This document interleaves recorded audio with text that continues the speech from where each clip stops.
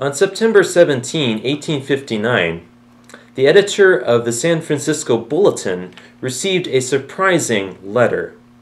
It was from Joshua Abraham Norton, who was once a wealthy businessman, but he had lost all his wealth a couple of years before in a bad business deal.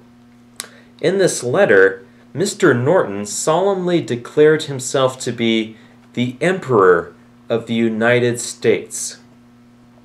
The letter was so unusual that the editor decided to publish it in the next newspaper as a humorous feature, and the word began spreading around San Francisco.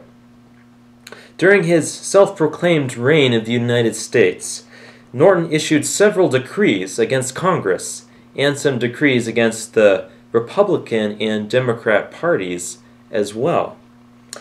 He would also walk around San Francisco in full military regalia with a beaver hat and cane while he supposedly inspected the sidewalks and cable cars around town.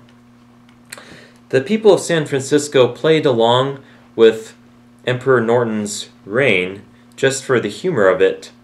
The finest restaurants in the city would offer him free meals, and all the theaters would always reserve a balcony seat for Emperor Norton at each performance. There are rumors that Norton was really an extremely wealthy man who was just faking poverty because he was a miser. But in reality, Norton was just a penniless eccentric who wanted recognition. He wanted to become royalty, and this was his way of expressing it. I think just about every person has, at some time or other, dreams of becoming royalty. We have dreams of being exceptional, of commanding attention, of being prosperous.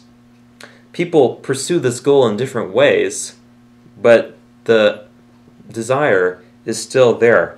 They try to find this satisfaction through their work, through making extra money, through having exciting hobbies, by traveling or by fitness or by intelligence. Everyone is seeking a royal position in this world, and they look for it in more reasonable ways than Emperor Norton, but that desire to fill that gap in their hearts with something is still there.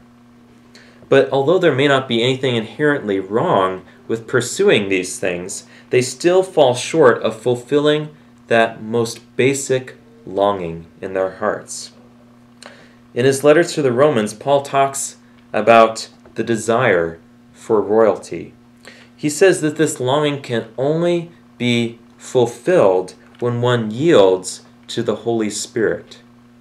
In Romans chapter 8, verses 14 and 15, he says, "Because those who are led by the Spirit of God are the sons of God. For you did not receive a spirit that makes you a slave again to fear, but you received the spirit of sonship, and by him we cry, Abba, Father."